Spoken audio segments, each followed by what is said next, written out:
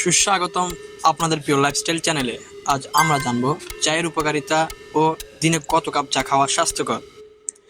তাহলে চলুন শুরু করা যাক। শীতের সকালে এক কাপ উষ্ণ চায়ের চুমুক, শীতের কুয়াশা ঘেরা সকাল কিংবা গ্রীষ্মের উষ্ণ দুপুর, চায়ের সাথে যেন আমাদের অবিচ্ছেদ সম্পর্ক। চায়ের প্রতিটি চুমুক যেন আমাদের শরীর ও মনকে সতেজ করে তোলে।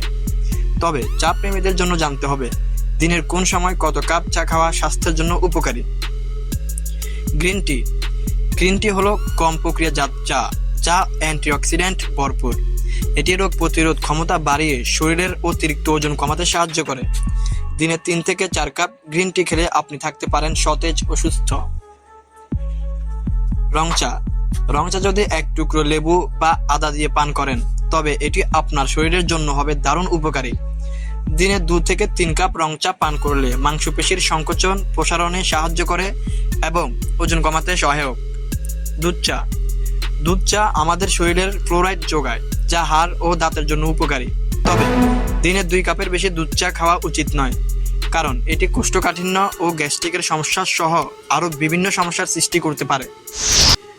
চা খাওয়ার সঠিক সময়: ভারী খাবার খাওয়ার অন্তত 45 মিনিট থেকে 1 ঘন্টা পর চা পান করুন এবং রাতে ঘুমোতে যাওয়ার 10 ঘন্টা আগে শেষ চা পান করুন। এতে ঘুমে ব্যাঘাত ঘটবে না এবং শরীরও থাকবে চাঙ্গা। চা অবশ্যই আমাদের প্রিয় পানীয়, তবে অতিরিক্ত চা পান করলে শরীর হতে পারে নানা ধরনের সমস্যা। তাই পরিমিত চা পানে সুস্থ থাকুন ও সুন্দর। তাহলে দর্শক, আপনার পছন্দের চা কোনটি একটু জানাবেন কমেন্টে।